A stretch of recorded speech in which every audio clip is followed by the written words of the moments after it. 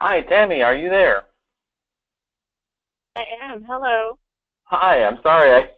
GoToMeeting webinar is something new for me, so I'm kind of fiddling with all the settings, and I didn't realize that I had to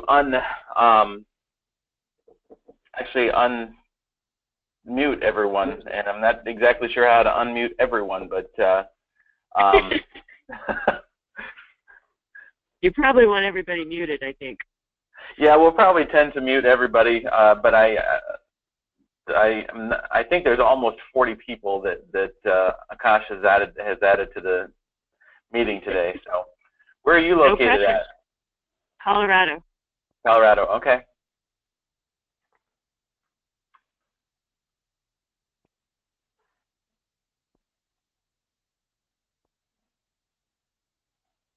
I apologize for being super early. You're completely fine. I logged in 20 minutes early so that I could get everything up and running and get the recording started here. So. Okay.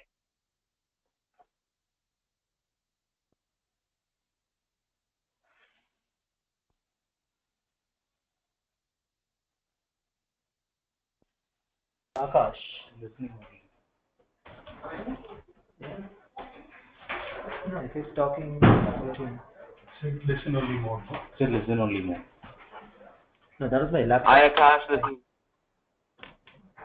Is that Akash hey, that I heard? Hey, yeah. how are you? I'm good. What about you? I'm doing well.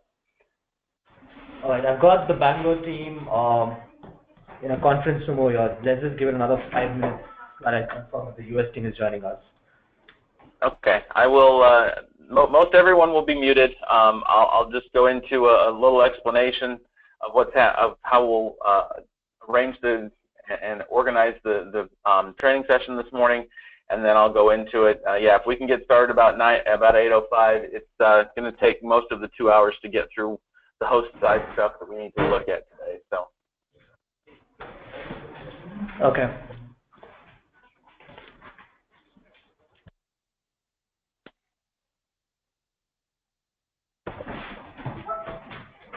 Jackie is joining. Nicole, no response.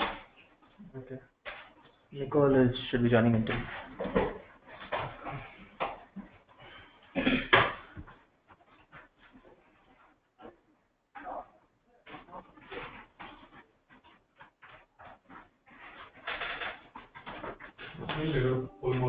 Yeah, this is going to be a long.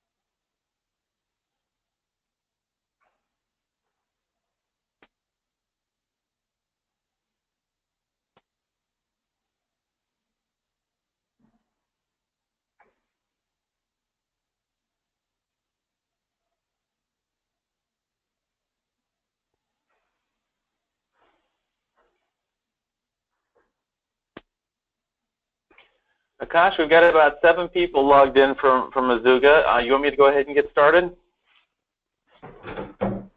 Yeah, I think we can get started. Just to confirm that this session is being recorded, correct? I am recording as we speak. Yes, sir. Awesome. Okay. All right. Well, welcome everyone. My name is Doug Martin. I've been working for ISE Fleet Services for 10 years, working mainly with our hours of service product and doing our training and customer support. I'm glad you're here today, and we're going to go through our host training today. We've got a mobile training session set up for next week. Excuse me, I think it May 2nd. And we'll go ahead and go through that mobile side at that point. What I'd like to do is start with just some brief rules about today. If there's a question that you have, I have most everyone muted, but if there's a question that you have, please use the questions tab on your interface, and we'll get to those questions after the full session is over with, and we'll address everything that we need to once we're completely done with the training. So again, thank you very much, and we're going to go ahead and get started. So what you're seeing in front of you right now is the website that every user would, that you set up with a carrier will use in order to access the eFleet Suite website, the back-end side. The website is set up to be viewed from any browser. It's recommended that we use either Chrome or IE. It works best in those two. You can use Firefox. There are some buttons and things that will look differently in certain browsers, but recommended using IE and Chrome. So some real estate about what you're seeing on the screen. You will see an organization ID box, a user ID, and a password. When your carrier is set up, they'll be issued an organization ID and an administrative user ID and password to log in for the first time. That will allow them to access all of the pieces of eFleet Suite that they'll need to. One thing that you'll want to make sure that you notice is the Remember Sign-In Information box. If you are using a computer that is completely yours, you're the only one who signs into it, and it's protected, you may want to utilize the Remember Sign-In Information box. If you are signing into a general use computer that's in an open area that can be used by anyone, you're not going to want to use this checkbox because it saves your user ID and password to log into your session. The reason that this is important is that the person logging into this session, if they adjust or edit any kind of driver data, their user ID is registered as the editor of that particular piece of data. When it comes to an FMCSA compliancy, we have to record any driver changes and the person who's making those changes. So when the user is ready to sign in, they'll go ahead and just click the sign in button, and they'll be brought to the ISE home screen. The ISE home screen has a few things that I want to point out. Every page that you go to will have a header explaining what page you're on so that you know where you're navigating to. In the upper right-hand corner, we have the help screen and the sign out button. I want to explain a little bit about the help screen. Go ahead and click it here. Our help screen is designed to show up in a third window so that the user of help can actually read about the help and then perform the action on the actual website itself. The help is dynamic. What it will do is go to each one of the pages when you're actually on that page. Let me show you what goes on. I go to the driver log page and I click help. We're going to navigate the user to the help for the driver logs page. The user can go anywhere he wants to within the help screen, but he'll at least be able to go right to the page that he's looking for. Now I know that many people will ask questions about why we don't have a user guide for our website. What we have found, being a federal compliance application, is that things may change. We may have to change things on a quick basis. Printing a user guide for the website is obsolete as soon as it hits the printing press because something may change. So we have gone to great lengths to make sure that our help is extensive and will walk a user through anything they need to know. Here on the home screen, every user will be able to see the driver conflict summary. And we've got one conflict that's existing here, which is called an unknown driver. Unknown drivers are something that you will see most frequently in this box, as well as any kind of data problem that a driver may have had, like a missing location or a missing odometer. We're dealing with electronic devices, and we're dealing with GPS that tries to get information out of the satellites in the atmosphere. So what may happen is that occasionally you may miss a GPS point, or if there's a problem with the connection to the vehicle's data bus, you may miss an odometer. Those conflicts are all things that need to be resolved, and as soon as the user of the system logs in, you're going to see a list of those conflicts for the last 7 days. All right, getting started now. A couple of things that a new user will want to do as soon as that user starts logging in is to go in and go to the Settings menu and go to User Preferences. Things that the user will want to do is set their maximum rows per page. It defaults to 10, but you can move to 100. We recommend a 100 row setting for you if you use a lot of data, or if you have a driver who has a lot of traffic or moves on and off duty a lot during the day. You don't want to set this to 100 so that you don't need to continue to click through forward arrows on any kind of report. The time zone for reports. This is especially important. This is the time zone that the user may use in order to move the time zone on most of the reports. A driver log report will be based on the driver's home terminal, but other reports in the eFleet Suite application will be based on the user's time zone that he chooses here. If that user is actually helping drivers in other time zones, he may want to occasionally change this time zone so that he matches the drivers that he's actually reporting on or helping. Name and style for reports defaults as name only. This is a recommended setting. The other setting that's here allows you to show the name with the driver's ID. We don't recommend that setting because any report that you print or any screen dump that you have would be using the driver's ID. The driver's ID is his unique identifier to log him into a device. So if that ID would be lifted off of a screen print or off of a printed report, someone could actually log in as that driver. The next unit is the units for distance and odometer. eFleet Suite supports not only US drivers, but also Canadian drivers. We show all of our distance readings in miles and kilometers. What this allows you to see is putting miles ahead of kilometers in the lineup on the reports. If you wanted to see kilometers as the forward piece of information, you would go ahead and choose miles or kilometers from this menu. One thing that is most important for all users when they log in. Users are issued a temporary password in order to set them up. What we recommend, we do not force, but what we recommend is for each user to go in and change their password at the time they log in for the first time. Changing the password is very easy. Clicking on the Change My Password button brings up an interface to allow the driver to put in the old password, the new password, and the confirmed passwords. Clicking Save will make that change.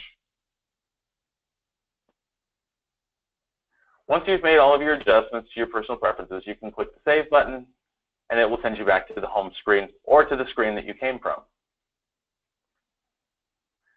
All right, now we're going to move into some of our administrative features, and this explains a little bit about how ISE works and what we're doing.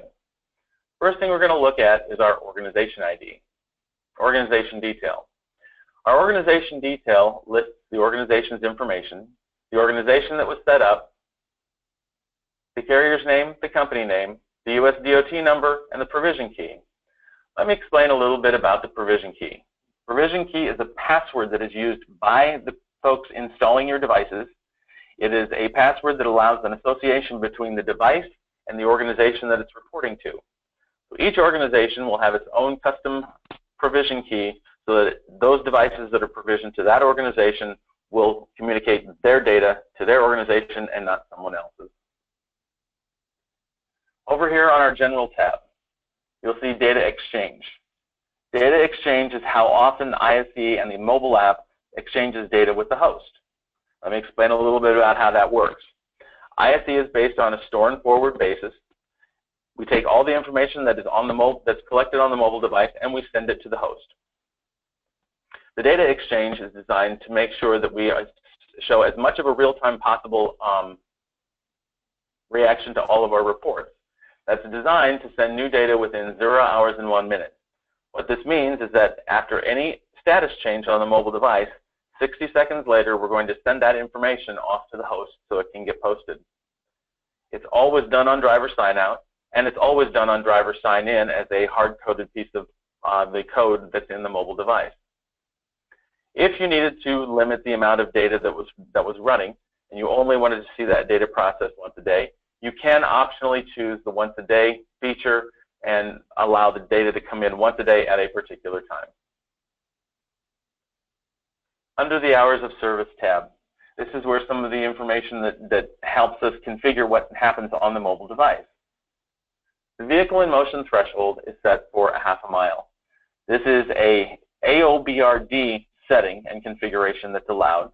As we move down the track and we get closer and closer to the ELD mandate, as coming in December 17th of 2017, this particular setting will go away. The ELD mandate has said that motion on a driving event begins immediately as soon as the vehicle begins to move. In our AOBRD application, the carrier was allowed to set when a driving event actually began. The vehicle stop threshold is a 5-minute timer. On the mobile device, if a driver is moving during his day and his motion and his speed gets to 0, we're going to set a 5-minute timer. The driver begins driving again before that 5-minute timer expires, we'll keep him in a continuous driving status. If the 5-minute timer expires and the driver is still sitting still, we'll transition that driver automatically based on motion back to an on-duty not driving status. The unknown driver conflicts report, the defaulting report threshold, I have mine set for 4 minutes. The default threshold is actually set for 15. This is the reporting threshold that actually shows unknown drivers. Unknown drivers can occur at any time for any length up to a minute, or as low as a minute. This reporting threshold only determines what shows on the website. So if a particular company only wanted to show unknown drivers that lasted more than 15 minutes or more than a half an hour, they could reset this default reporting threshold. Odometer gaps is a feature that can be turned on or off. We turn it off by default. Odometer gaps are a way for a carrier to identify if a driver is trying to move a device without logging into the ISE software. What will happen is we will take a snapshot of the odometer, we'll compare it to the next odometer that comes in, and if the gap reaches the threshold that's keyed into the configuration, we'll send out an odometer gap conflict, and it will show up on the home screen so that the carrier knows that his vehicle has moved without a driver signing in. Automatic off-duty will be deprecated in the next month or so due to ELD regulations. Carriers are no longer allowed to automatically change a driver's status for him, so the automatic off-duty feature is going away. Personal conveyance. Some carriers allow their drivers to be able to use the vehicle for personal reasons, either using it to drive from home to work and work to home, or if they're an over-the-road driver, they may be able to use their vehicle to go out to dinner or do something personal when they're off-duty. Personal conveyance is enabled here for the entire organization. The ELD spec that's coming in December will require that to be a by driver setting, so a carrier can set a driver to be able to use personal conveyance instead of for his entire organization. Home page, show unknown driver count. When we looked at the home page, we had an unknown driver count on the home page. If the carrier did not want to show that on the home page every day, they can turn that on or off. Border crossing support is designed for those companies and carriers who service both the United States and Canada. It allows the users of the system, when this is turned on, to see reports based on Canadian regulations or US regulations. The ELD support is something that we have currently in the host system that allows the carrier to be able to utilize and turn on the extra fields that are required for ELD. Again, this will be a setting that will eventually go away once the ELD is completely in place. Were there any questions that anyone had about, well, what I'm going to do is take questions later, sorry. All right, moving on, we're going to talk about home terminals. Home terminals are designed to be the driver's home domicile that he reports to. So in the compliance world, every driver has to report back to his home terminal. That home terminal has to be created as one of the first steps in the setup of the ISE application. Each carrier will have either a single home terminal or could have multiple home terminals. To add a home terminal, you simply click the New button, you add the home terminal name, and you decide what time zone this home terminal is working out of. If you're in a mountain time zone and you happen to be in Arizona, you do not observe daylight savings time. So you'll want to make sure as you're setting up home terminals that you know what part of the country you're in and whether or not that part of the country observes daylight savings time. If they do, leave the checkbox checked. If they don't, uncheck the checkbox. Very important when you're setting these up to make sure they're set up correctly, because if you make a mistake and drivers start reporting differently, their hours could look very funny when you get to the fall and springtime when the time zone changes, or when the time changes from daylight savings time back to standard time. An address and city state are required for a home terminal based on U.S. regulations and Canadian regulations. Once you've added your new home terminal, you can go ahead and click on the Save button. Home terminals, if you have many, can be imported using a standard Excel spreadsheet. In order to get a sample spreadsheet, you can click on the Help screen, and the Help screen will allow you to download a sample import spreadsheet for the import for home terminal. All right. Now we're moving down towards user roles. User roles are set up in eFleet Suite in order to identify a particular permission for users who are signing in. eFleet Suite comes with standard user roles for an administrator, for a view only, and for a view modify. You can customize user roles if you have a particular set of users who need to see only a part of the eFleet Suite portal. I show and use mechanic as my example in most cases. In most carriers, the mechanic would need to see the DVIR reports, but he wouldn't need to necessarily see any of the hours of service reports for the drivers. What we do is we create a custom user role for mechanic that allows him to see only the DVIR reports, but none of the other features of the portal. You can create as many custom user roles as you need to be able to allow users to see certain things, or to only view only or view modify certain pages.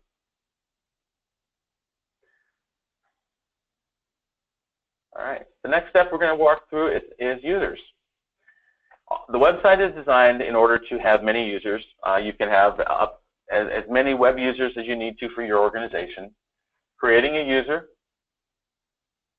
clicking on the New button, putting in a new user ID, putting in that driver's first or that user's first name and last name, and clicking and creating an initial password and confirming that password, and then deciding what role this particular user needs to have, whether they're an administrator, whether they're a view only, or a view modify.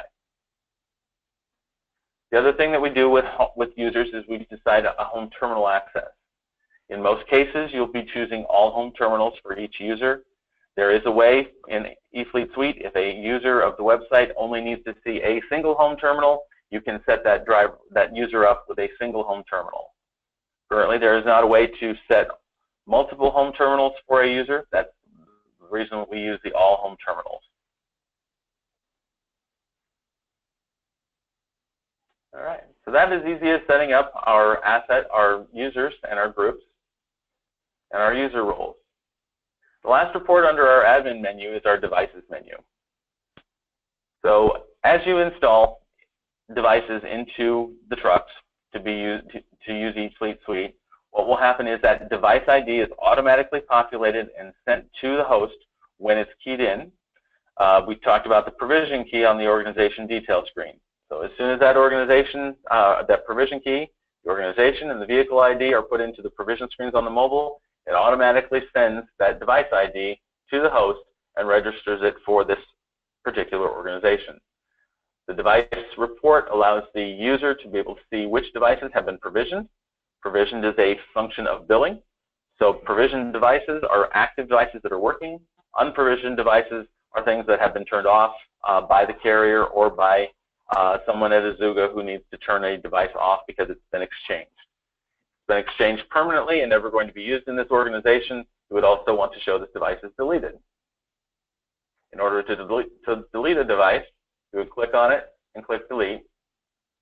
something that I'll explain about the delete function on eFleet Suite. Nothing is ever permanently deleted because we're a compliance organization and we have to keep data for the 6 months required history.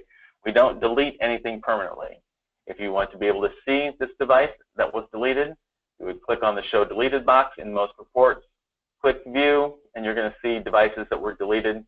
You can then restore those devices by clicking on the checkbox, going into the device, and clicking Restore. And it would restore that device, and that device could then be used again within the organization. Moving on to the setup. Under the setup, we have certain asset types.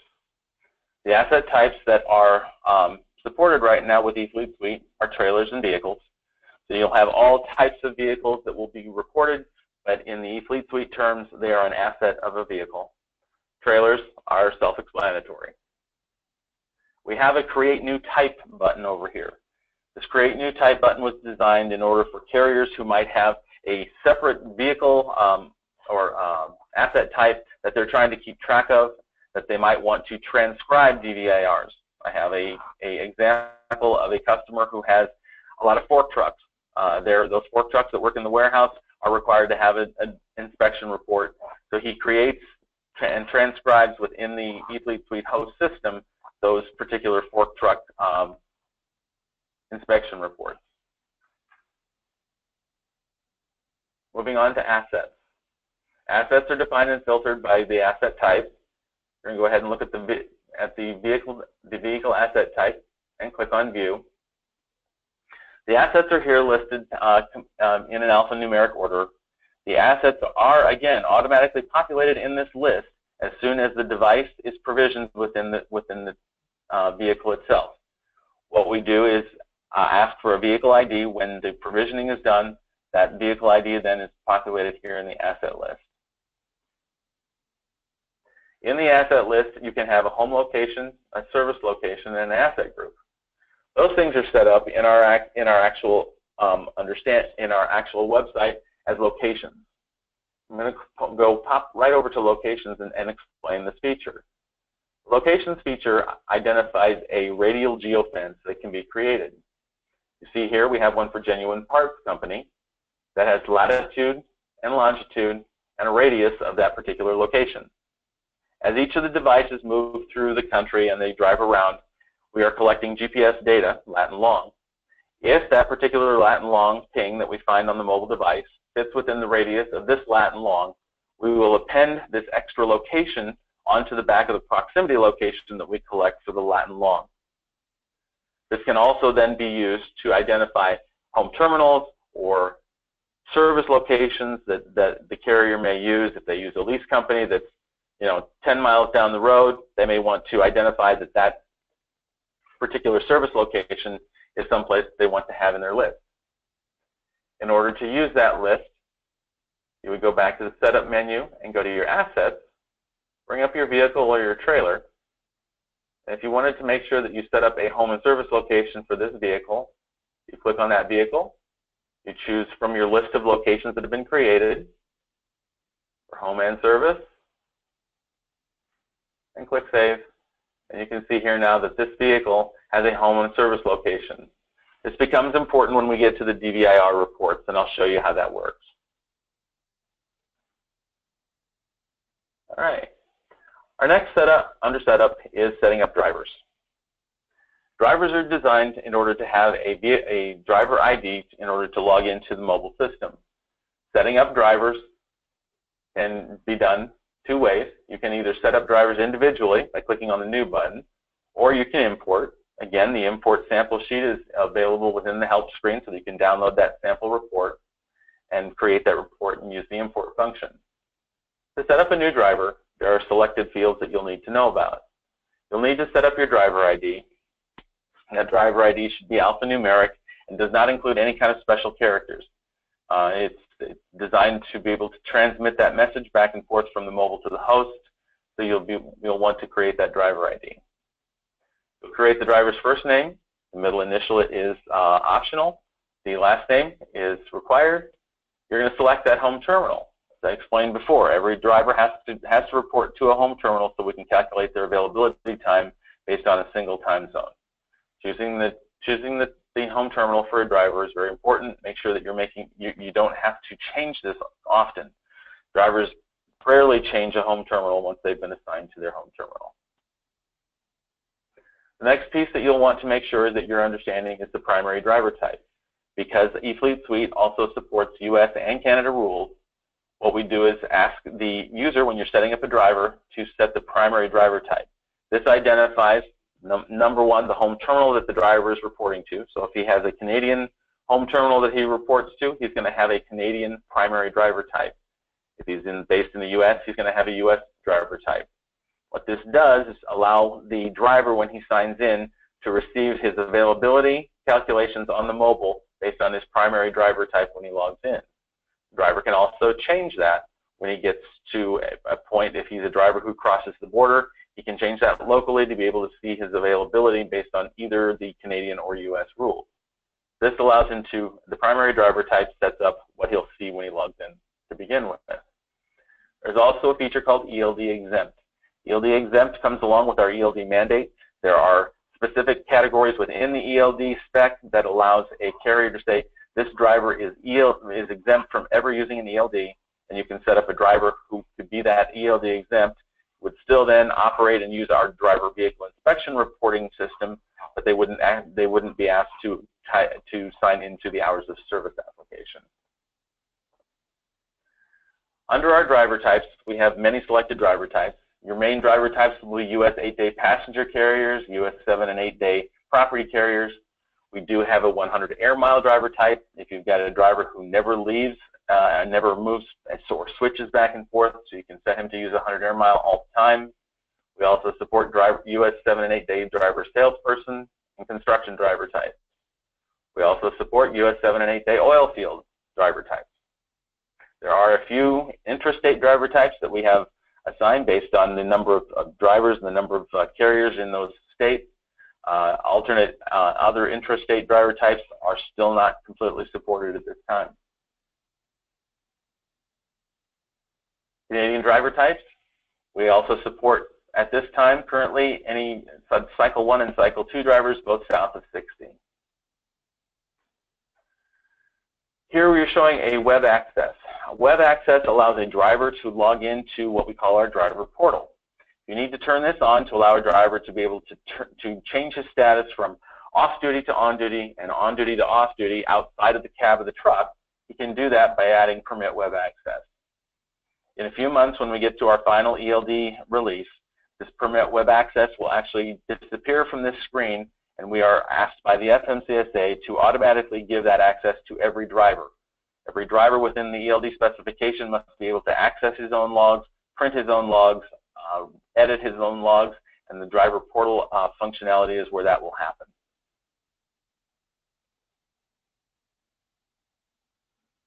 All right, moving on, we're going to talk about driver groups. So driver groups is a feature set that's designed that create driver groups for the user who's logging in. So if you're a dispatcher and you have access to a home terminal or to all home terminals, you may only want to see a subset of those drivers because those drivers are who you're responsible for. Creating driver groups allows the user to go in and choose a set of drivers to be able to limit the amount of data that's showing up in each report. Here I have created a group called Doug's Group. You can see I have a set of 3 drivers that are reporting through this group. In the application, you're moving through one of our reports. We'll use the availability report. Let's say I want to see all drivers. If I click on all drivers, I'm going to see every driver within my organization. All I want to see is the drivers in Doug's group. I would choose Doug's group. Re-click the view availability, and you can see that I only show the 3 drivers in my group. This is a user-only, sign-in user-only feature. It's not global to the system. So each user can create these user groups as they need to. All right, we've covered asset types, asset groups, drivers, driver groups, and locations. The next thing we're going to do is start talking about our actual hours of service reports. Clicking on the menu in any one of our menu items will bring up a listing of each of the reports under that menu and a brief explanation of what those reports are. The availability report is one that dispatchers will use to determine whether or not the driver has enough availability to go on a trip. Clicking on the availability report either here or from the drop-down menu will take the user to the availability report. Here you can see under driver type, we show the use primary driver type, and here is the applicant. When we talked about border crossing support, this allows us to see the calculations based on the U.S. driver type or the Canadian driver type if you have a driver that's been set up that way. Clicking on View Availability will allow us to see our list of drivers. The driver name and column is also a hyperlink that will take you to that driver's driver log for the day. We're going to tell you the active status that that driver is currently in and when that status started on the day and date and time. We're also going to show you the location of where that status started. And we're going to show you an indication of the driving time left for this driver. You can see that this driver is a U.S. 8-day property carrying driver. He has driving time left. He has a work shift driving limit that he's allowed to use per day. He has a work shift rest break limit that he's allowed to use per day, and a work shift duty limit that he has per day. He also has a 70-hour weekly or cycle duty that he's able to use. We report any gain time if the driver would not have a full complement of hours, and that when that projected driving time will be added to his logs. Something about eFleet Suite. The way the FMCSA calculations for driving time exist is that we must use the lowest number of any of the 4 calculations.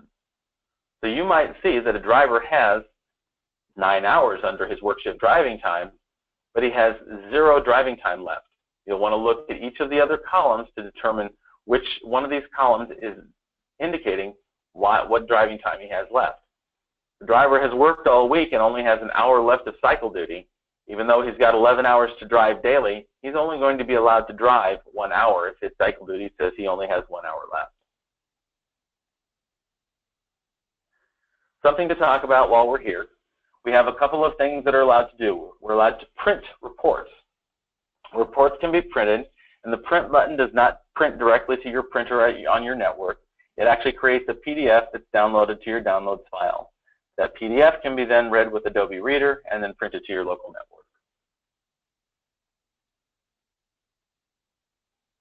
All right. The next report that we're going to talk about is driver logs. Under driver logs, you're going to see a representation of a driver's log just as he would have seen it if he was filling out paper.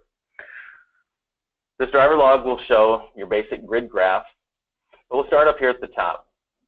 It will show the record date. This is the date of this log and the time zone that the driver is working out of. It'll show his 24-hour starting time, which is 12 a.m., which we're showing in the graph from midnight to midnight, and his time zone offset. This is a new ELD requirement so that enforcement officers know and can correlate the amount of UTC time to the current time zone time. You can see here that we show that UTC minus 5 is the equivalent to the central daylight time that we're currently in. Across the screen here, we show the carrier, Doug's Express, and the US DOT number that would be assigned to this carrier number. We are required to show the address, the city, and the state and zip. In the same token, we are required to show the home terminal name and its address, city, state, and zip.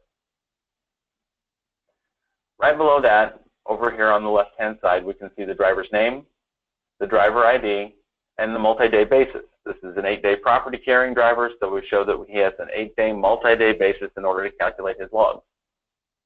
The print display date, this is today's date, and the graph grid that we're normally seeing. You see all of the duty statuses here on the left side, the time spent in each of those duty statuses on the right side with the total for the day.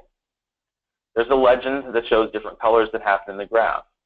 If you make an edit to a driver's log, that edit will show up as an amber color within the graph. If there's a gap, it'll show up as this pink color, and the active status is this lavender or blue color that we're seeing right now. The active status means that this is the last status that was reported from the device, and you need to make sure that that's pretty much telling you exactly what's the last thing we heard from the mobile device. There could be a comms issue. There could be a out of coverage issue. There could be a problem with the modem on the device. But this is the last known status that we heard from the device. Over here on the right-hand side, we're required to list all the vehicle IDs and VINs that this driver was using, and a total distance driven for today in miles and kilometers. We're also required to show any resources. Resources are identified as any co-drivers who would be driving with this driver, any trailers that the driver is using or hauling, and any shipments that the driver has within his shift or work shift or duty shift. Scrolling down, we have the current log events. I'm going to go back. We have a previous day button to allow the user to look at previous day's data for this particular driver. If we go back a couple of days, we can see that we're showing this driver in off-duty as of April 4th. If we wanted to go back to April 4th, we can use our calendar picker and choose April 4th and click our View Logs. We can see that we'll go right back to the April 4th date. Data is available on the eFleet Suite website for the 6 months required time period that the FMCSA says we are required to keep data. You can see here in the current list of log events. This is a chronological list of events that are happening in the grid that tell us exactly what's going on. Tells us the type of status that we have, tells us what the start date is, time and date, tells us the end time, tells us the details of where that particular event started, the vehicle ID that was being used at the time, the distance driven for this particular driving event, and any conflicts that might exist for this particular event. This particular event seems to have a conflict. This would take us to the conflict. Clicking on this would take us to the conflict page. All right, moving on, we're going to talk about a couple of other reports. Some of the things that are feature reports that are handy for our dispatchers and our office people to use. One is our driver vehicle usage report. The driver vehicle usage report allows you to choose a driver or a vehicle and determine over the course of the last 7 days what vehicle was being driven by what driver.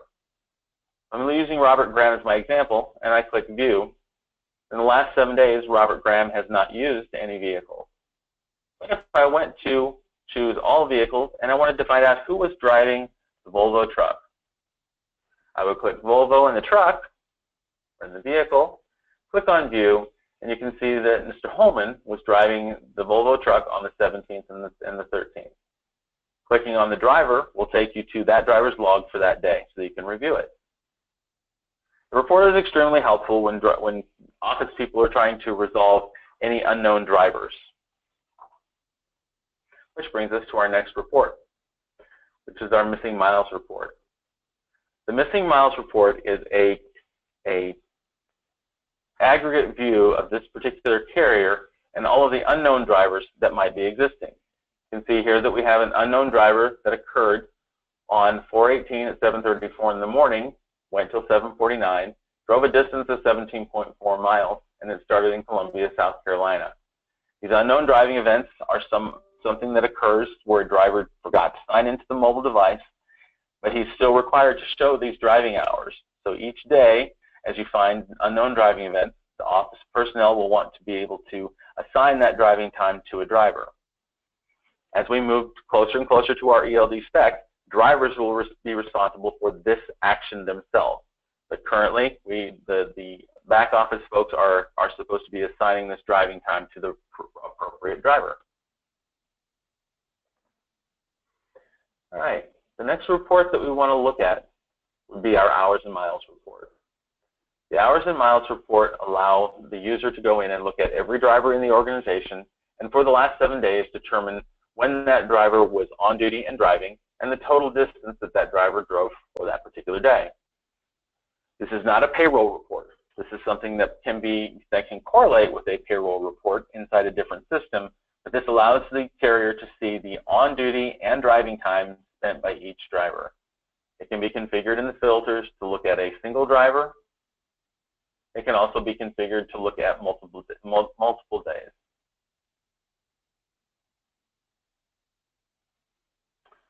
Okay. Our next report that we're going to look at is our print multiple logs report. The print multiple logs report is a way for us to print the logs for a driver who may have a device that has failed. Part of the FMC regulation requires that a driver have all 7 days worth of his history.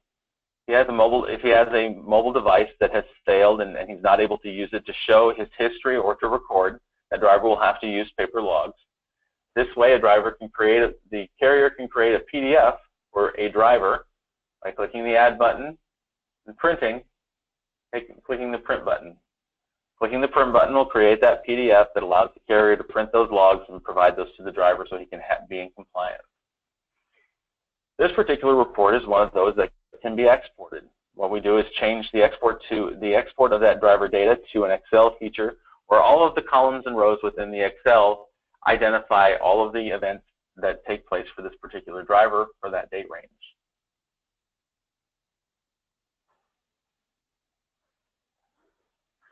Our next step is to look at our violations report. The violations report that we have is designed to find any violations that exist for any of the drivers in your operation. I'm going to actually change my group back so we can see some violations. And we're going to extend our date back a little bit. All right. Explaining about violations. Violations are posted whenever a driver has driven past the expired time period when he's allowed to be on duty and driving. So what you can see here is we have identified that this particular driver, Mr. Lovelace, had a rest break violation that began on 4/3 at 12:33. It ended on 4/3 at 1:28, and the time that he drove in violation was 55 minutes. What this is telling you is that he actually drove past the time that he needed to take a rest break. A rest break is something that property carriers have to do every 8 hours after coming on duty. What this is saying is that a driver went past that 8 hours and then continued to drive another 55 minutes while he was in violation. A driver could go past his expired time and never actually move or drive the vehicle. He wouldn't technically be in violation until after he's actually driven the vehicle. All right. Let's talk about the log edit report. The log edit report is a way for us to track all log edits that occur within the system. As I stated when we talked about the sign-in screen, sign-in screen will record the particular user who made the change for this particular driver. We have to have a reason for change based on FMCSA regulations. We have to be able to record each change in a driver's log. The log edit report allows us to look at each one of those changes so that we know what's occurred and what's happened and why the carrier changed the particular record. Now we're going to go to the device failure report. The device failure report reports any device failures that occurred on the device. As required by the regulation, if a device fails during a driver's trip, we need to report that in his driver log. Device failures can be several different things. Typically, what you will see are power failures and EOBR disconnects. Anytime a device restarts or reboots itself, which we know can happen on an Android device, anytime a device would be able to not be connected to the vehicle's data bus, if a wire got loose or something happened, we would show an EOBR disconnect. Those are the typical types of failures you'll see in this report. This is something that would be used by your mechanic staff or your safety staff to identify if there's a problem with a particular device that needs to be resolved before the driver goes out on the next trip.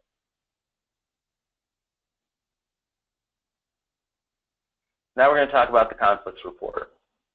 The conflicts report directly identifies any conflicts that may happen with a particular user. Again, as I explained, those could be missing odometers, missing locations, but the most typical scenario that you'll see is an unknown driver. You can see here that we have the single unknown driver that was reported on our home screen. To see what that unknown driver looks like, you would click on the date feature in the column. This will go and show you the particular driving event. So again, started at 7:34, 7 to 7:49. The vehicle that was involved was the Volvo, and the distance driven was 17 miles. At this point, the dispatcher has the ability to choose the driver that this event belonged to. If we know that let's say Mr. Holman was driving at that time, we could bring up Mr. Holman's logs. We can see that Mr. Holman was reported in off-duty status that entire day, but this driving event occurred during his day. If the dispatch operator knows that driving event belongs to that driver, they can click on the checkbox, put in a reason for change, which would be assigning a driving event to a driver, and click the down arrow, which will move the unknown driving event into this driver's log.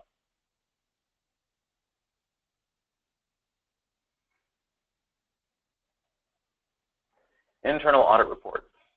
Internal audit reports will list a number of exceptions that a driver takes. So in the eFleet Suite application, drivers are allowed certain exceptions to their driving rules. During the day, a driver could run into adverse conditions, something that wasn't known when he left. Adverse conditions exceptions allows the driver to add 2 additional hours to his driving time for the day. The exceptions report shows those exceptions so that a carrier may understand whether or not a particular driver is actually abusing the ability to use his exception report. Going to the exceptions report and clicking view. We don't see any right now. Let's go back a week or two and let's see if there were any exceptions that were used. You can see here that there was an adverse conditions that were used as ISE and one that was used for emergency.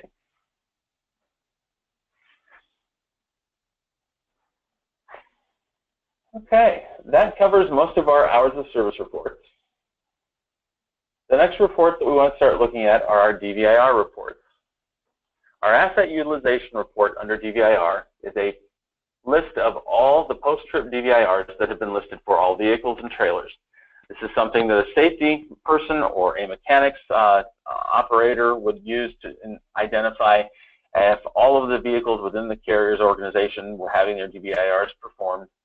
It's a simple report that shows the asset, the odometer taken at the time the DVIR was there, any home or service locations that we've done, and any reported locations where this DVIR was created, when it was created, and the driver who created it.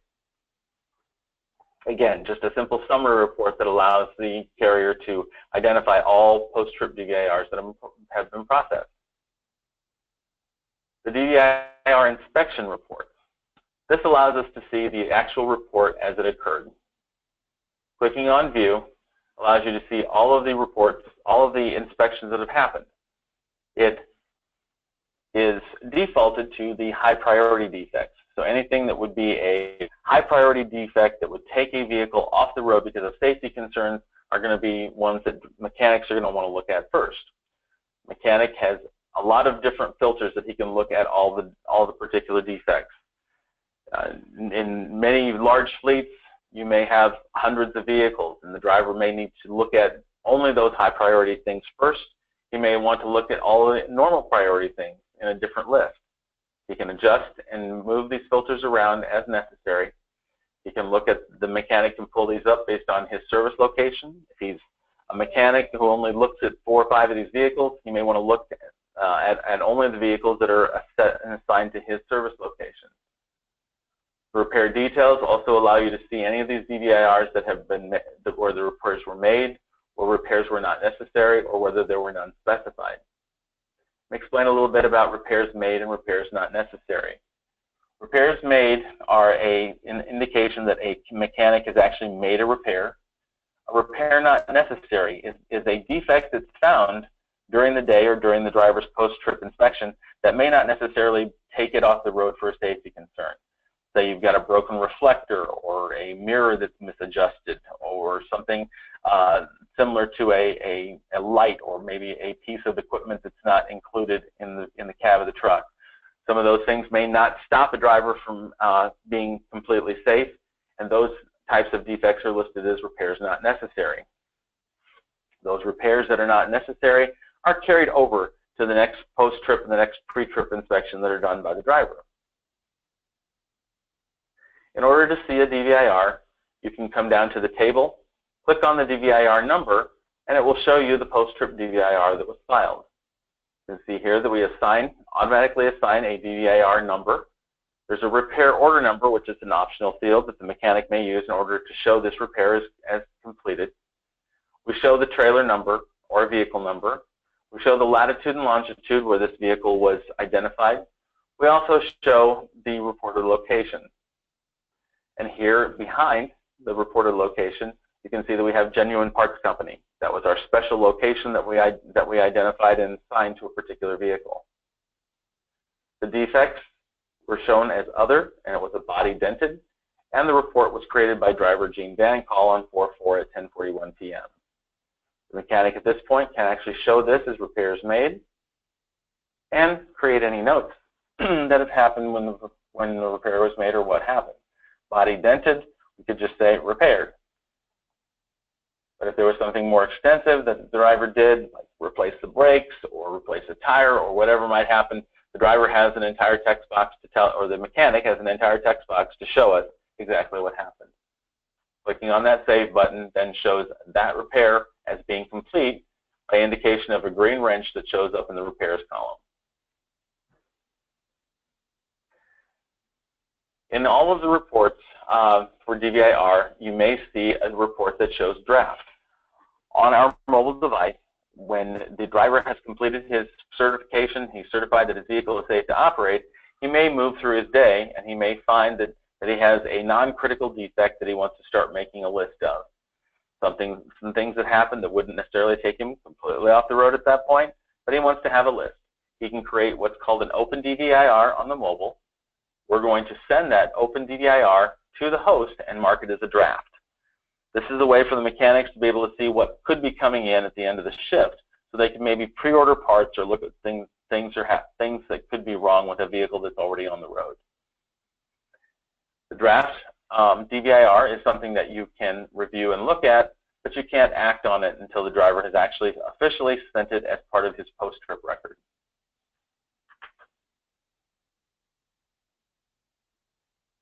Another one of the features of our DVIR reporting standpoint is our DVIR checklist. Each trailer and vehicle has a list of defects that are required to be reviewed by FMCSA under the 396.13 regulation. The 396.13 regulation shows that we have to have all of these particular defaulted parts inspected at each day.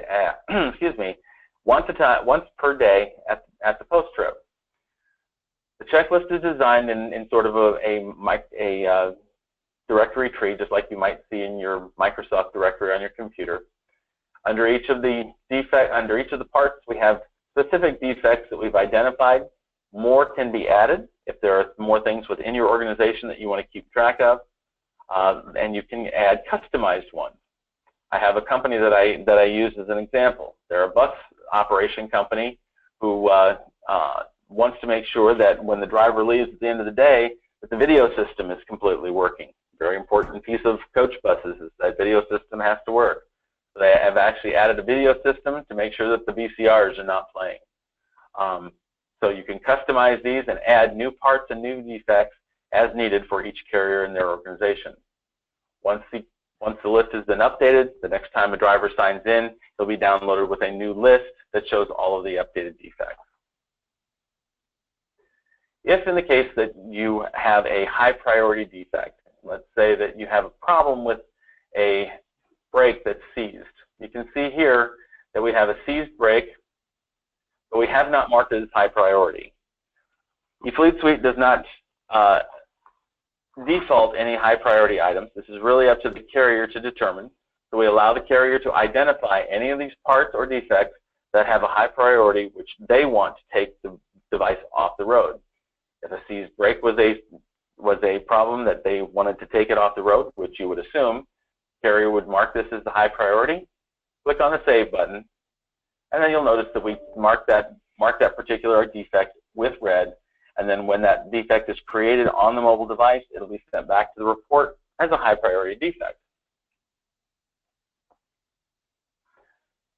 All right, we're at 9 o'clock, we're into our first hour, and I think we have covered all of the explanation of all of the reports. and gone through everything we need. What I'd like to do, I'm going to go ahead and open up all of the phone lines here. And if there's anyone that actually has a question that they'd like to ask, we can go ahead and entertain those questions at this point. Unless, Akash, unless you've got some information that you want to pass along.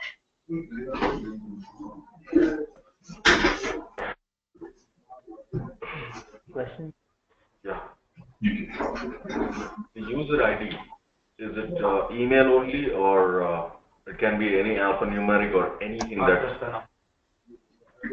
So, Doug, the question is the user ID that the driver uses to log into the ELD.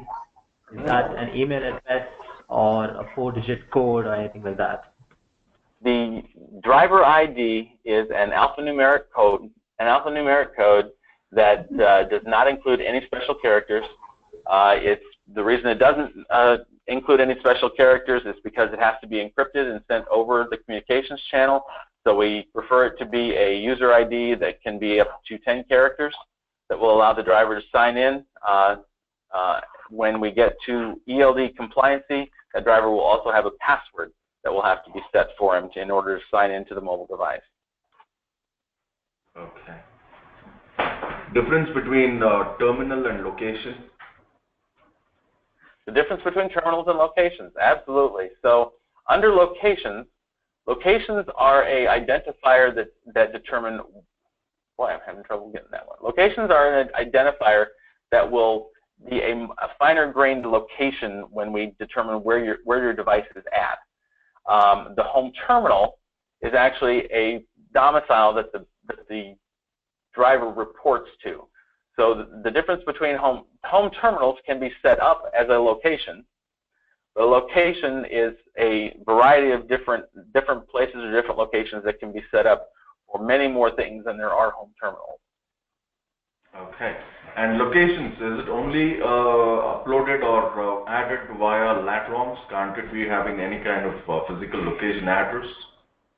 No, because of the way locations are identified from the mobile device, what the mobile device knows is a Latin long that it's getting from GPS.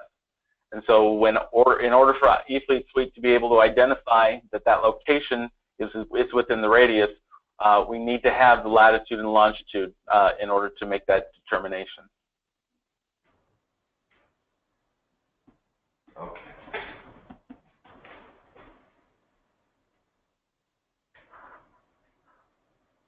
Any other questions? Go ahead. Yeah. Now, you're talking about when you go into the reports for the driver, you have something called non-used time or unutilized time. And something for rest break.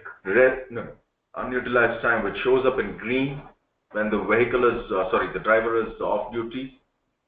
So when you go there, the legend shows you have edited it as in amber, and then conflicts under pink, and then you have usage under lavender or blue color. But the non-used, or what do you call that? Very specific. In green, there's no legend mentioning it. It is just that we have to assume that the driver is off duty.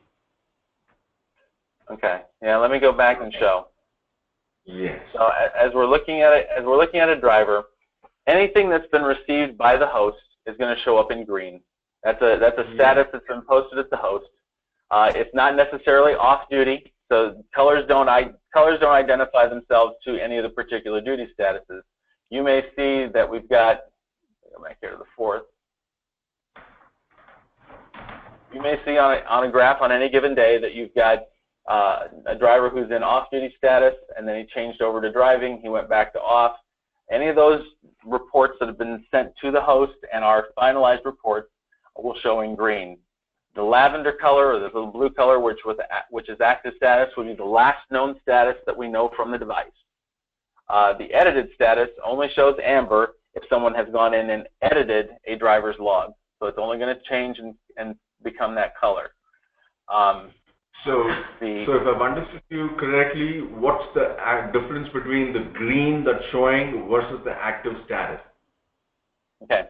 The active status is the last known status of the driver. So the green is something that's already been posted, it's already been recorded, and it's in the past tense or past history. So if you got it, okay, great, all right. On the same screen, you have status there on the left-hand side which says off, SB, B, and on, right? Yeah. Correct. What does that SB stands for? Sleeper birth. Sleeper birth, yes. It stands for sleeper birth. So these are the standard statuses that the FMCSA has said must be on all logs. Off, SB for sleeper birth, D for driving, and on for on duty. Something that I will mention, we'll cover a little bit more in the mobile side, but eFleet Suite uses an automatic motion detection. So the device itself is connected to a black box, which is connected to the vehicle's ECM. So we're all going to identify whenever that vehicle is moving, and we're going to automatically transition a driver from his on-duty to a driving status as the vehicle moves back and forth. Currently, when a driver is using paper logs, he has to use a piece of paper and draw lines when he's on each one of these particular events. ISE is going to do that automatically for him. So we're going based on motion. We're going to move from driving to on duty back and forth during his entire day, and he won't have to be able to draw lines anymore. He won't have to remember to change his status from on duty to driving. He just has to let the eFleet Suite application do it for him. Okay. Now, when we are going into the associations, that's the settings or the setup, where drivers can a driver be associated to multiple groups and vice versa? So we were talking about setting up driver groups? Yes. Can a driver be shown in multiple groups? Yes, he can. So if you can see here under Doug's group, I have Robert Graham, Avers Holman, and Jesse Ronaldo. If I wanted to create another group,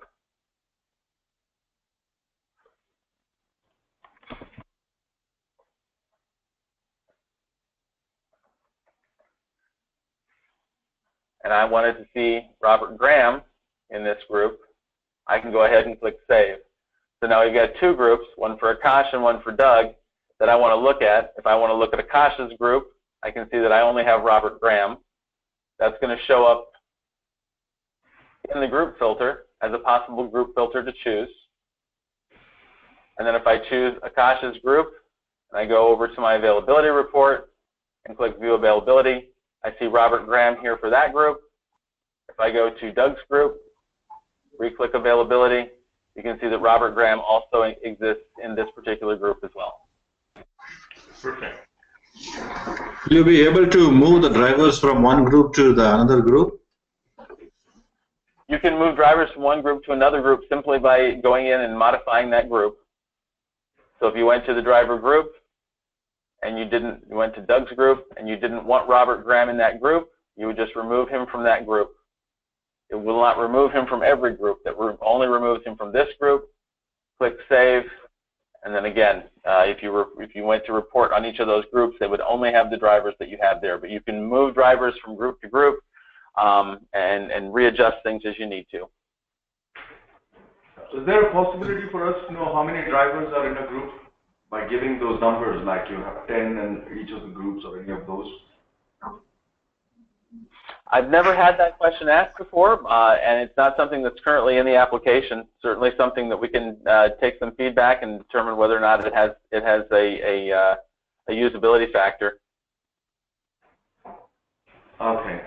But it does not exist today. In order to see the number of drivers in a group, you just have to click into that group and determine and do a physical count.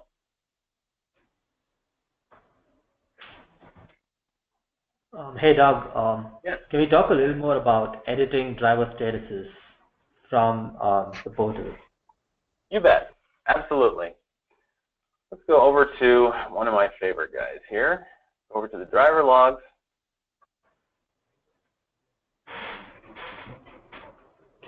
There we go. Driver logs. We're going to go to Avers Holman. And let's go back a couple of days. I think I got some data here for him. What you can see here is that we've actually edited a driver's log. So when the driver's log is edited, we actually give it a little edited label, and then we present two graphs. One where we show the original graph, and then another where we show what the current graph looks like. If you were going to edit a particular driver's event, you can do that by either creating a new status change, or you can edit the existing. To edit the existing, let's say we wanted to change the time. So let's say this driver actually didn't start at 11:37. He perhaps started a little earlier. In order to edit that log, the user would click on the type and status column. It's going to take them to the change status edit screen. It's going to allow us to change any of the details here. If we needed to change the location type, let's say that for some reason the GPS chip was off and we needed to change that. You could change a location type from the GPS to a city-state and then enter all the details that were needed based on city-state. Or intersecting highways, we also have highway mileposts and highway service plaza. If you needed to change the vehicle for this particular event, you could actually update the vehicle based on the vehicle list of everything that you have in your assets list. If this was a driving event and you needed to update an odometer, let's say we had a missing odometer for a particular driving event, you can actually go in and change or update the odometer field. Here, we're going to start the start time. Instead of 11:37, we're going to start at 11:34.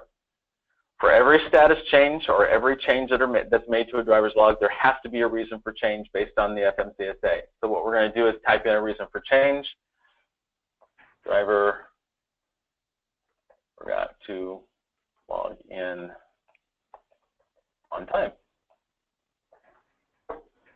Click on the save button. Can you tell us who made the changes? Which user made the change?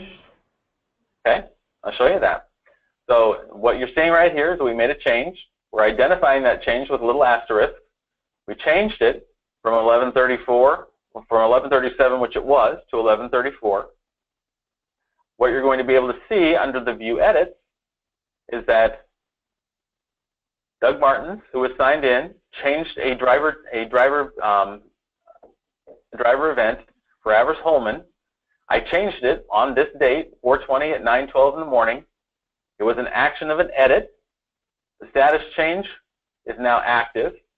It was an on duty that started at 11:37. That's now inactive changed.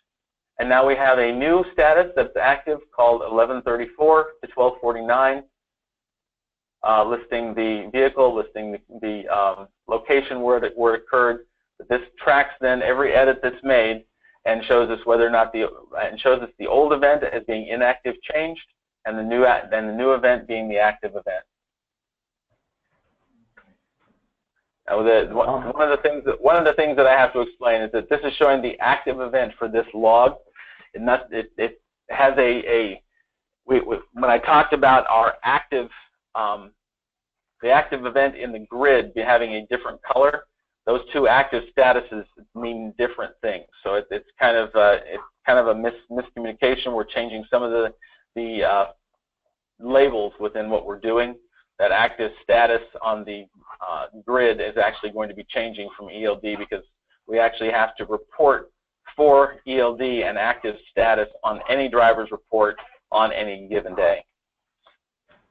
So can any of the edits be done for the past what number of days? Is it going to be like 1 month that I can go back and make changes, or is it just the past week?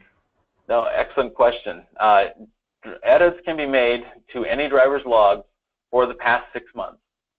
So the FMCSA requires us to keep data on record for 6 months, and then we purge that data as the 6 months runs up. So every night we run a purge detail that says, is this record older than 6 months? If it is, we purge it.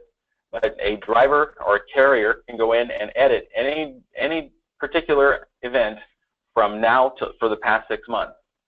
Now, the one thing that I do need to help us understand, because I know we're in the midst of changing over from AOBRD to ELD. So as we change from AOBRD to ELD, one of the FMCSA mandates is that carriers are no longer allowed to automatically change driver's events. So there will be a new feature set that we'll have to do some training on when we get it finished that will show you how we make an edit in this manner. What will happen when I made this edit and made the active change is that will actually show up as a proposed edit that needs to be sent to the driver for him to approve. Driver is in control of the log. Yep. how long, how far back can we go out and run the report when anyone is running a report? Can it be, is there a restriction like 7 days or 30 days? Or how long, yeah, how long can we pull up the report at a time? That's my question. Okay, great. Again, a great question. So some reports are defined as being only allowed to run 7 days worth. And it's really determined based on the heavy dutiness of the query. So when you're looking at a driver vehicle usage report, one of the things that we do is we only allow you to use 7 days. So if you're looking at Avers Holman and trying to figure out where he's driven, it's only going to look at his last 7 days. We're not going to allow you to choose more than 7 days. So if you want to look at the 6th, it's going to automatically show you just those 7 days. Most reports, by default, will show only 7 days. Certain reports will allow you to look at a larger date range, keeping in mind that the larger the date range that you have, the longer the query may take to run. So if you're looking at 400 drivers and you're trying to run a violations report, that particular report may tend to time out just because you've got so many drivers. So keeping in mind that the date range filter is there for your ability to run quick reports, to look at things.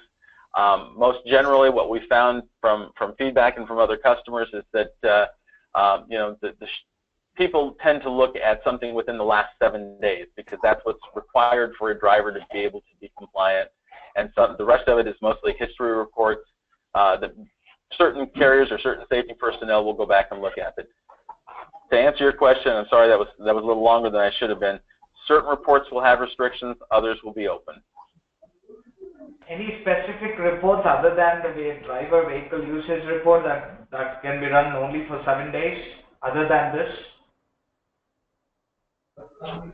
Driver vehicle usage report is the only one that I believe limits the amount of days that you're able to send a report for. The others will allow you to look at the entire 6-month history. Again, it's something that you have to gauge as to the amount of time that you're willing to wait for the report to come back.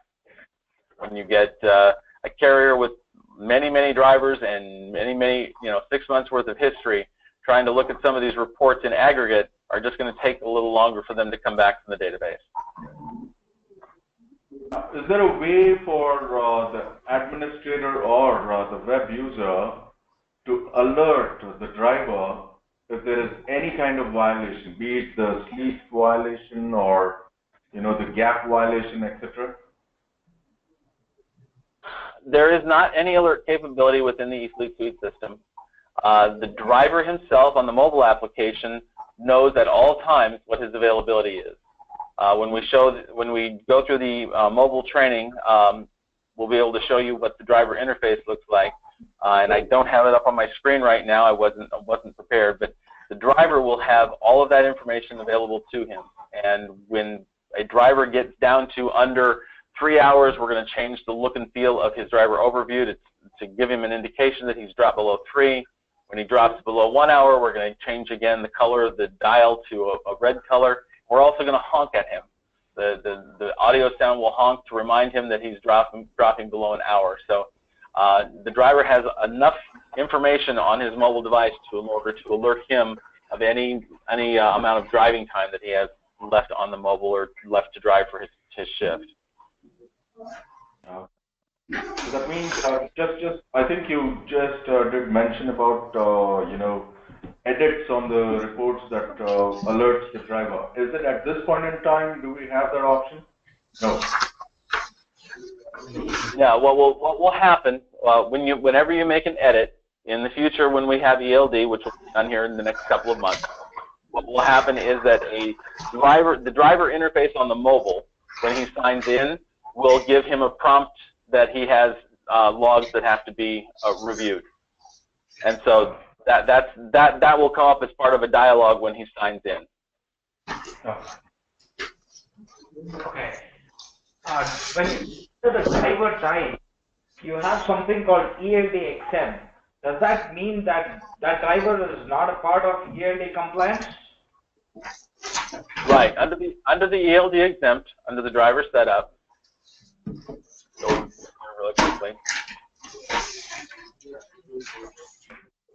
Under new drivers, we're talking about the ELD exempt feature.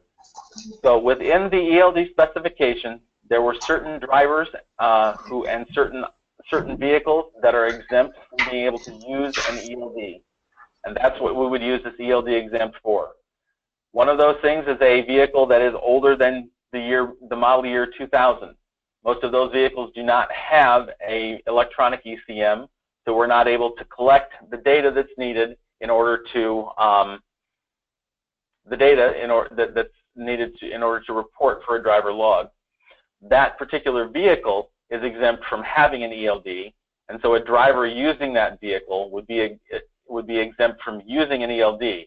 He's not exempt from using logs. He would still have to use paper logs to report his record of duty status, but he's exempt from using an ELD.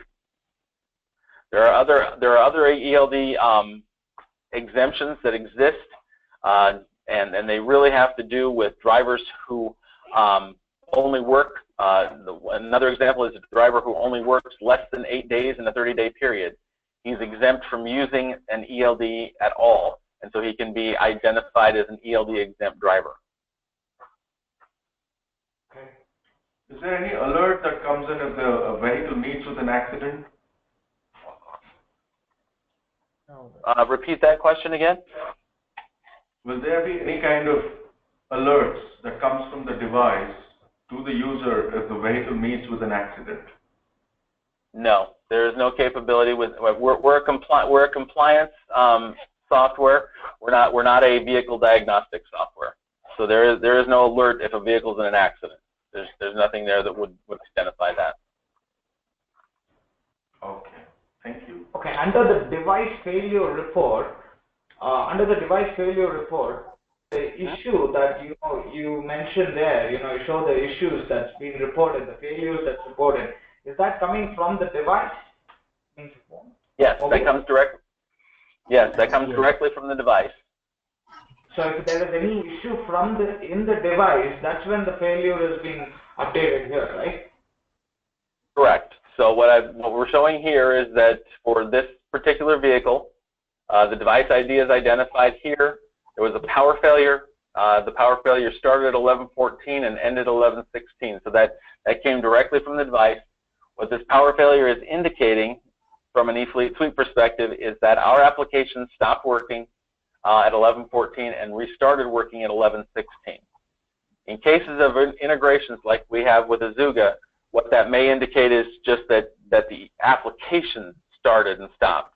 We still have to show it as a power failure because that's the way the FMCSA classifies that restart of our application. Okay. This is Badri here. What about the daylight saving transition? It's pretty smooth and straightforward the next day.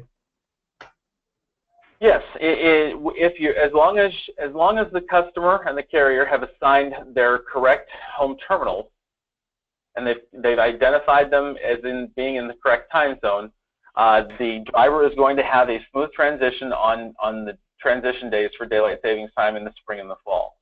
In the spring, when we lose an hour, what will happen is the driver will only have a 23-hour day, and so he's only given 23 hours on that Sunday.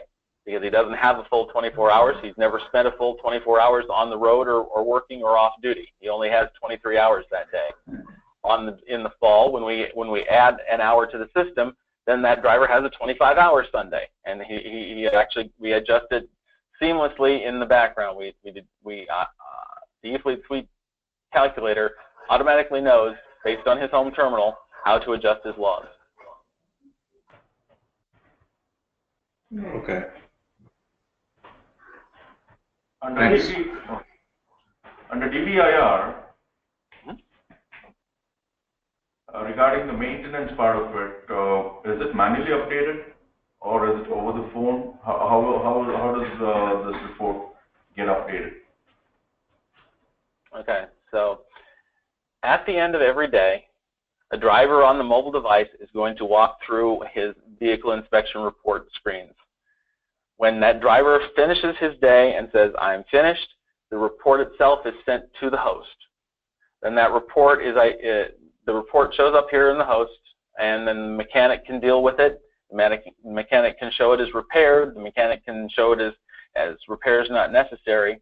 And then the next day, when either that same driver or a different driver uses that vehicle, that device is going to send a message up to the host saying, do you have a current vehicle inspection report for me for this vehicle? It's going to download that information, so the new driver signing on will be able to see exactly what's happened with that report from the previous day. Did that answer the question? I'm not sure I answered it right. Yes, I got it. I got your point. Okay. That means the driver, as soon as at the end of the day, has to fill in those informations stating on his device with all the information, be it any defects or any repairs that's needed, or he thinks that needs to be, and then it goes to the mechanic. He makes the final change, or just leaves it the way it is. So the next day, if at all it's the same driver or any other, he gets an update.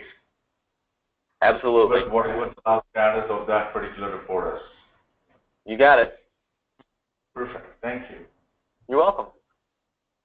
Under the violation report, there was something called rest break. Is rest break considered as a violation? Yes. Let me explain a little bit what's going on. So let's go back here. A driver cannot drive more than 8 hours. If he drives more than 8 hours, it's right. So in particular driver types, mostly U.S. 8A property carrying drivers, there's a third or a fourth piece of the regulation that they have to follow. One of the guidance that came out from FMCSA in early 2013 said that if a driver starts on duty at 8 o'clock in the morning, he has 8 hours from that point in order to take a rest break. And he has to take a 30-minute rest break of off-duty time in order to gain any more driving time for that day. So the rest break violation that we're showing is a driver who actually drove for a day when he didn't take a rest break. So I'm going to go use our violations report. I'm going to go show the work shift rest break violation that occurred on April 3rd at 12:33. So if we tap into this driver, we can see that at 12:33, this driver was actually in an on-duty state. 12:33 Central Time. Go back.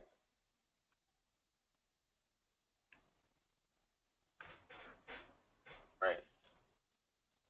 Shift rest break. 12:33 a.m. and he was in driving for 30 minutes. So 12:33 a.m. So he was in a driving mode from 12 a.m. to 1:28 a.m. and during this time he spent 55 minutes in violation of his rest break. So what we would do is look back to his previous day to see when he started his on duty. Went off duty at 1:28 and then stayed off and then started driving at 2:57. But at 12:53, it showed him in violation. What we can do is go back to the previous day and show that this driver went on duty at 4:33 p.m. So from 4:33 p.m. until 12:33 the next day, he had spent more than 8 hours on duty, and so he went past that 8-hour time period when he had to take a break. When he doesn't take a break and he violates that rule and then continues to drive, he'll be shown with a violation. All right, thank you. You're welcome. Just to get on this page, we cannot, the admin cannot edit an active status, can he? Correct. We don't recommend that a back office user edit an active status unless it's off duty. The other thing that will occur here within the next several months with ELD is that back office host users will only be allowed to edit a certified log. So a driver is required to certify his log at the end of his day, or at some point he has to certify his log. host users won't be able to edit any logs until after the driver actually has certified them. So that there won't even be an option for that for the host users to actually edit an active status. Okay. Edek, this is Badri here again. For the customer support reps at Azuga, are there any super user portal that they can log into the customer account to help them troubleshoot? Yes, for each and every account that is set up for Azuga, there will be a special Azuga admin that will be set up in each of those accounts. So the support people will be able to use that administrative account in order to log into every account. That gets set up during the account setup process. A form is sent to ISE in order to set up your account, and at the same time you tell us who the customer admin is for that account. We're going to automatically set up a second user account that will be an Azuga admin. Okay. Under the report where we see the defects, where we find the defects, is there a way to understand which is a critical defect or a non-critical defect? Yes. So if we go back to the inspection report and we click on view, let's just show everything here so we can show the differences. So as a mechanic who's logging into the DVIR inspection report, he'll be able to scroll down, and as long as he's clicked to see all defects and all normal priority defects, we're going to show a high priority defect in red. We're going to show a normal defect with the yellow color. We're going to show a DVIR that was processed with no defects is green. So they'll be able to have a quick indicator looking through the report which ones are high priority and which ones aren't. All right, got it. Great. What else you got for me? Well, I think we need to go through it for more understanding, and once we go through, we'll have more questions. As of now, I think everything covered, it's pretty good. Okay.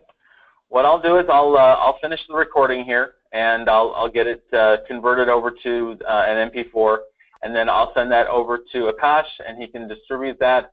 And then if there are other questions, just if we can run them through Akash, and we'll get all those questions answered as we move further down the line. Thank you. Thank you. Thanks, Doc. Thank you very much.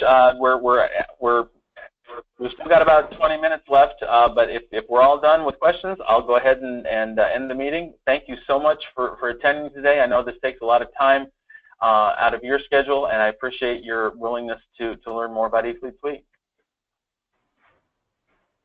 Yes, I think without questions here. Anyone else on the call that has questions? I don't have any. I believe I'm good. Thanks. Okay.